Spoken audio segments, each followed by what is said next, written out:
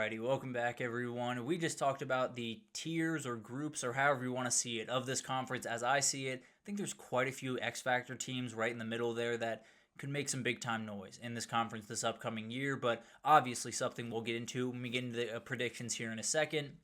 But I wanted to get into players to watch in this conference.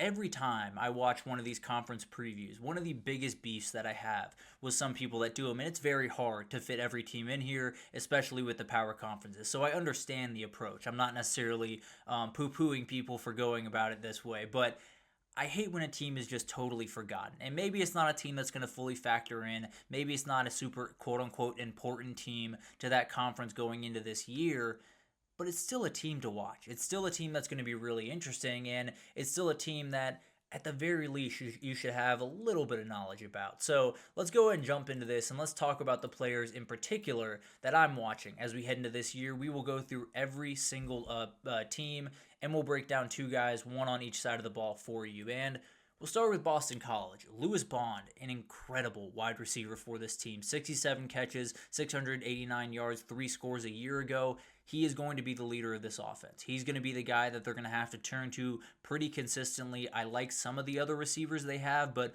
Lewis Bond is pretty comfortably clear. When you talk about a talent level, this is someone that has to perform for them this year. And then Quintavious Hutchins, 14 tackles, 3.5 sacks, a forced fumble, 2 fumble recoveries. A very talented edge rusher, and a guy that in some of these games where Boston College, maybe you have a close game late, it's a play by an edge rusher that can make all the difference in the world. And maybe this is the guy that breaks through on a big time game against Miami or against Clemson. I don't know exactly who they play right now, so apologies for that. But these are two guys that I think when you look at Boston College, the overall roster is not overly crazy. There's not, ridiculous talent all over the field. These two guys can change games in a hurry and maybe give Boston College a win or two that we are not expecting.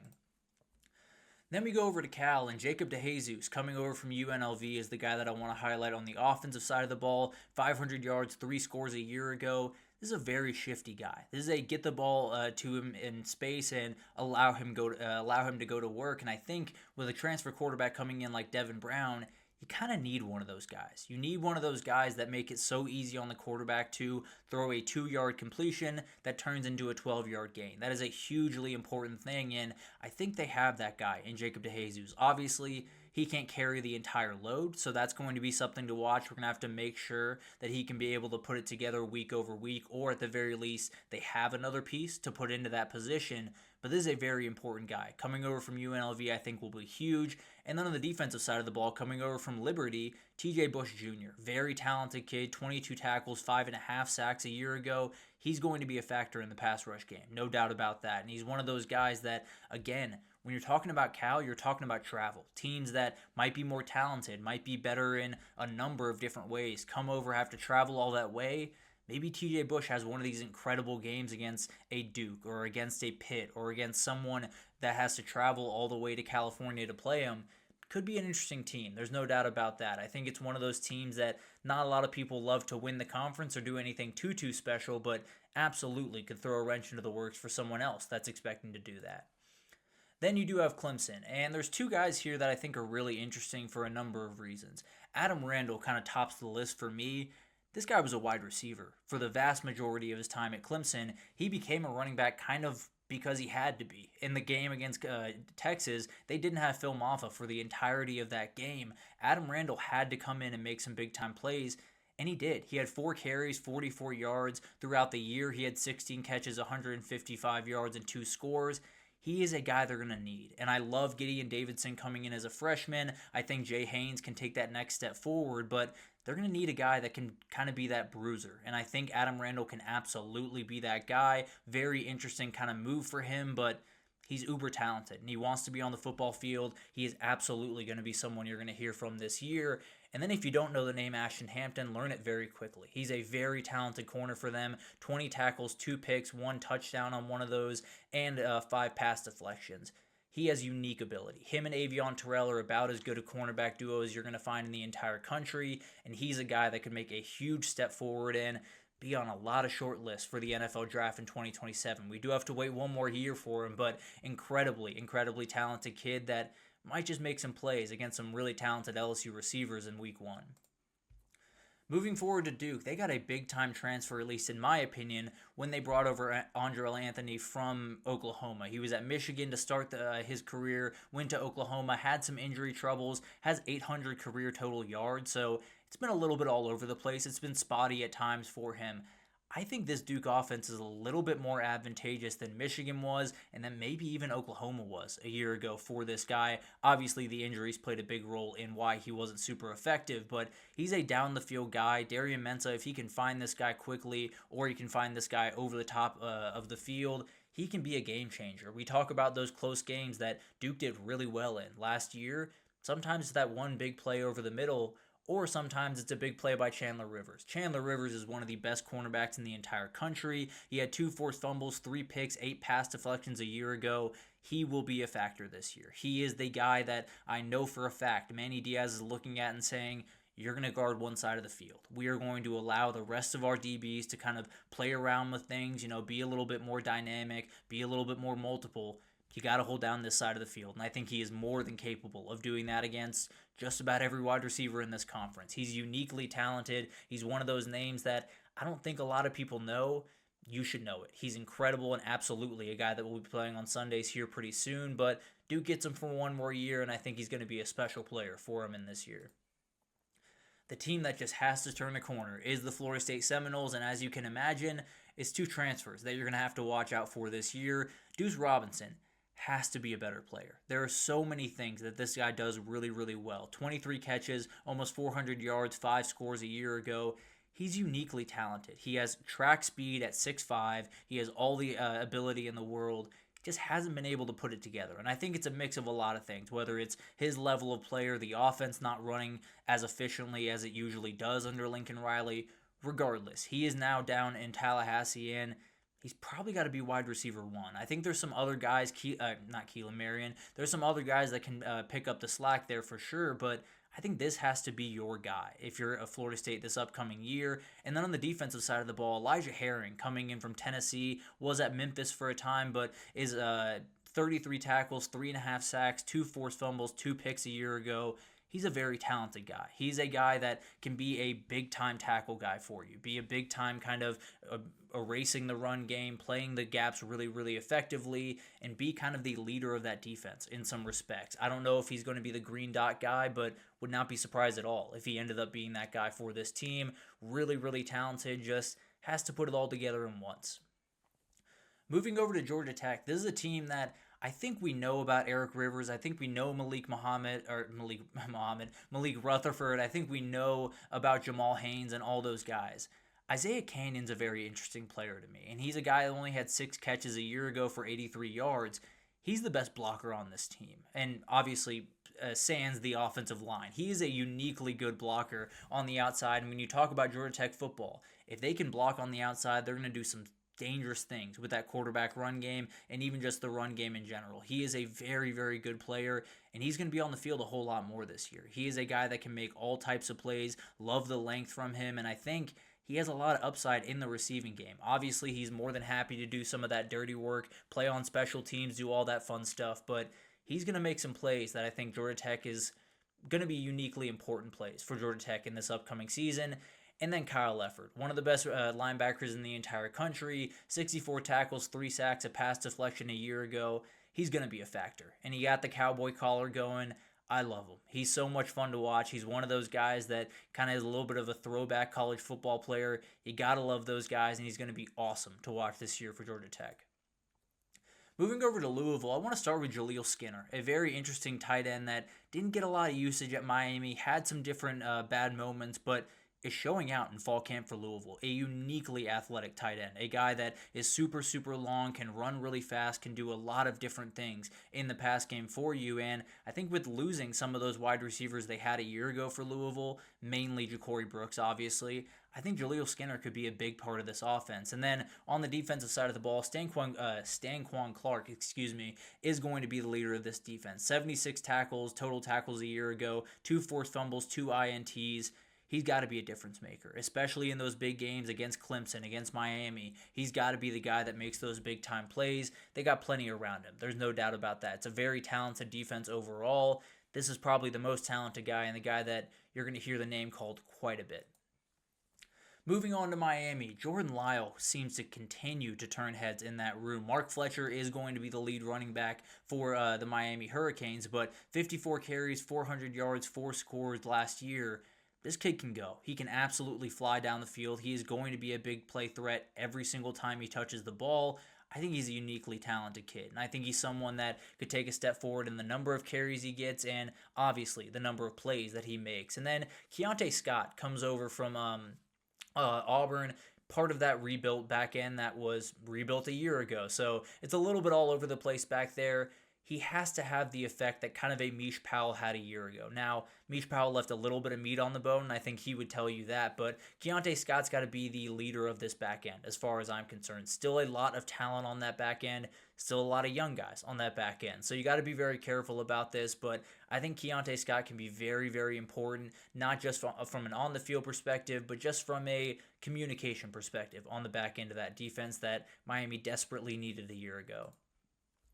Moving forward to North Carolina, the team that everyone's going to be tuning into, Jordan Shipp came off a freshman year where he only had 9 catches, 114 yards, and a score. I believe had some injury stuff in the middle of the year, could be wrong there, but regardless, one of the more talented players on this football team. He is going to be a guy that can make some big-time plays, has a big, impressive frame. Paysour is kind of going to be the guy that probably leads that wide receiver room, but at the end of the day, I think Jordan Shipp could be a huge addition and a huge guy that changes games for you in some respects. And then Thaddeus Dixon brought him in from Washington, probably the biggest transfer that they got this offseason. 43 tackles, a forced fumble, and an INT, 10 pass deflections a year ago. So in that back end of that defense, you're going to need a dude, especially with some of the lacking talent in other places. Thaddeus Dixon's going to have to be a freak for them, and there's no reason to believe he can't be. I think Bill Belichick probably loves this kid right about now, and I think he's going to play a huge factor in North Carolina's season.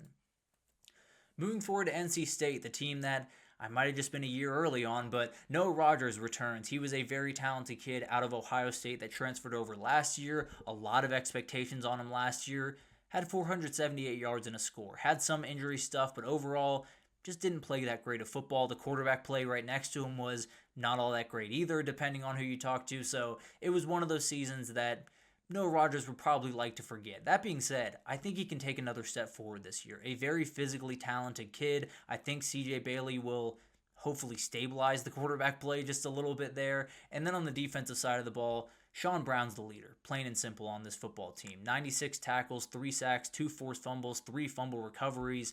He is an absolute beast, and he has to be a beast for this team if they're going to do anything special in this conference. He has to be a game changer pretty much week in and week out, and that's a lot to put on one guy's shoulders, but this is not the most talented defense in the world.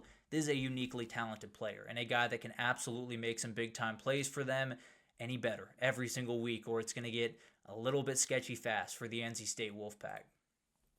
Moving forward to Pitt, these are just the 2 best players on the team. Desmond Reed had 1,500 total yards a year ago, over 500 receiving yards, 9 total touchdowns. And then Kyle Louis, who had 100 tackles, 7 sacks, 1 forced fumble, 4 INTs from a linebacker. He's incredible. He is an preseason All-American candidate as far as I'm concerned. Don't know if he found himself on any of those lists, but uniquely talented kid. One of those guys that, again, you look at the Pitt defense, I think they have a little bit more talent than some of these other teams we've talked about, but this has got to be the guy. This has got to be the guy that leads the way, that makes not all the big-time plays, but a lot of those big-time plays for Pitt down the stretch, and I think he's got to hold down that defense really strong. He's obviously going to be the green dot guy for this team. He's got to be a freak. There's no doubt about that, and I think he very well can be. He might be the biggest reason that Pitt ends up being very successful this upcoming year. SMU, again, the 2 most talented guys on this team as far as I'm concerned. Now, Kevin Jennings is a little bit to the side here, but R.J. Maryland coming back from an injury last year in very limited time. I think he played 3 or 4 games, if I'm not mistaken. 24 catches, 359 yards, and 4 scores. He's a very important player to this offense, and when he left, you saw the difference in that offense. They were able to gut out wins. They were able to make it happen, but he was very, very important to what they did, and losing him was not very helpful. But he is officially back. That wide receiver room, a little bit thinner, but still very talented. I think this is going to be probably the marquee player in this offense this upcoming year. And then Isaiah Wokbia is a very talented safety on the on the back end of that defense. 100 tackles a year ago, 3 picks, 3 pass deflections.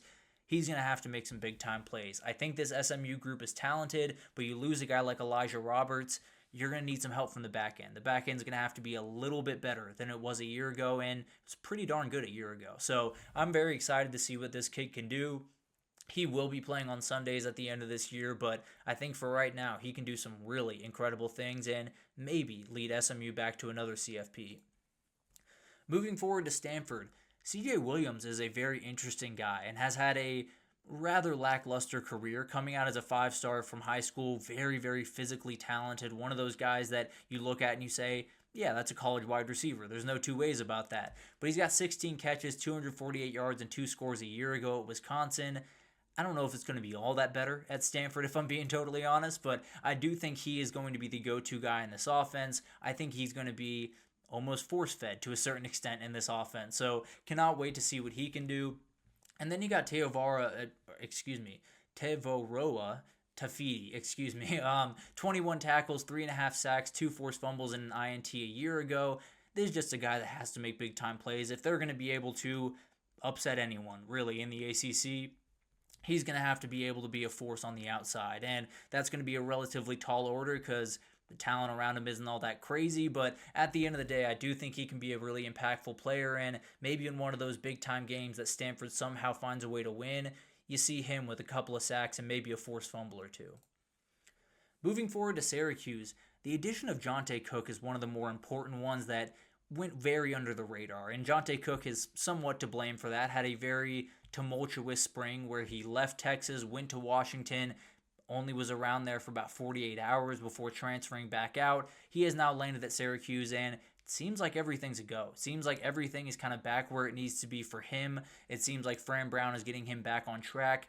This kid is uniquely talented. A former 5-star coming out of high school, he can do everything for this team. He could be the leading receiver on this team this upcoming year if he can put it all together and him and Steve Angeli can get on the same page.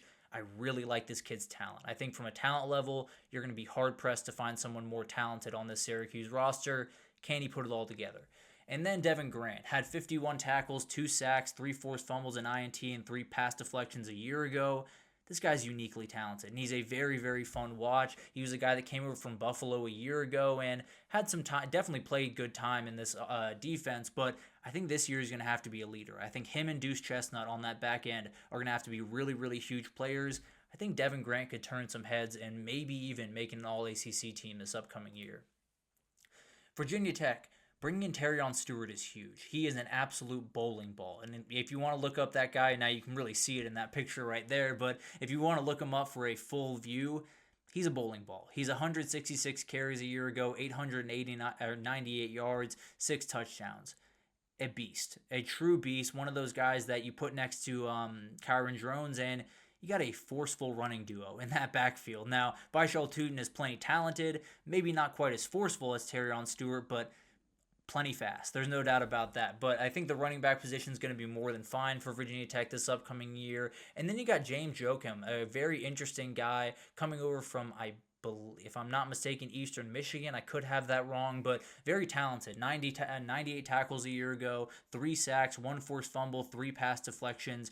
He's going to be a huge player for this team, especially when you lose someone like Antoine Ryland Powell. You're going to need someone to replace him on that defensive line. I think this is going to be the guy. I think he could be someone that, much like a guy we talked about earlier in Tafiti over there in Stanford, if they're going to win a couple of those big-time games, maybe it's Joachim that makes some of those big-time plays down the stretch.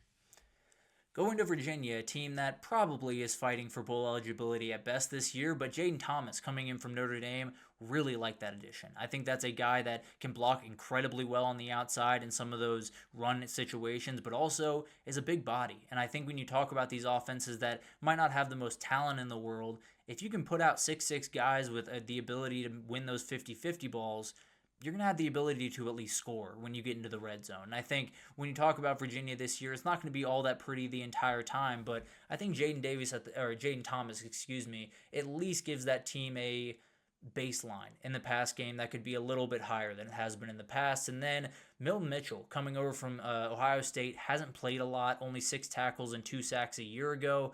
He's a very talented kid. I believe a 4-star, high 4-star coming out of high school. He can definitely be one of those guys that bursts onto the scene and makes all types of plays that Virginia fans probably aren't too used to seeing being made around Virginia. But incredible team, definitely one of those that is towards the bottom of the conference, but still could make some very interesting plays, especially these two guys. And then finally, Wake Forest. Damon Claiborne is one of the best running backs in the entire country, period, end of story. Had over 1,000 yards a year ago, 11 scores. He is going to be the workhorse for this offense. I think they have talent that could do some really nice things in the pass game. It's going to be a run-first team. You can almost promise that. But at the end of the day, cannot wait to watch him. And then Gabe Kirsch coming over from Colorado State. He had 12 tackles, 6.5 sacks a year ago, 2 forced fumbles, 1 INT. This kid can make some plays, and he can definitely be a guy that you look at down the road, and Wake Forest is winning a big-time game, and he's the one making big-time plays. So I think when you look across this conference, you have a lot of talent. You have a lot of different guys that are maybe under the radar, like a Noah Rogers that was a 4-star talent coming out of high school, but really kind of just hasn't quite found his stride. Or a Milton Mitchell who can make all types of plays this upcoming year over there at Virginia. And then you have a little bit more of those known commodities, whether you want to talk about Desmond Reed at Pitt or Kyle Louis at Pitt or some of these different guys, Kyle Efford at Georgia Tech. It's going to be a really interesting conference. I think obviously Clemson has the most talent in the league. Miami is clear of a lot of people in this league when it comes to the talent level. There's a lot of guys that could totally change games, and maybe in some of these upsets you look up and you see, wow, it was one of these guys. It was Gabe Kirsch that made all the plays for Wake Forest down the stretch. It was Melton Mitchell. It was James Jokum. It was all of those guys that ended up changing the dynamic of this conference down the stretch. So that'll be interesting to watch. Obviously something that people are going to be watching closely, but just something to make you feel a little bit smarter when you're watching some of these teams. At the very least, you know a couple of those players that could be huge impact players for these teams. But let's take our final break, and then it's all about superlatives. It's all about game of the year, transfer of the year, freshman of the year, offensive player of the year, and then we'll do my championship matchup and my champion pick right after this, so stick with us.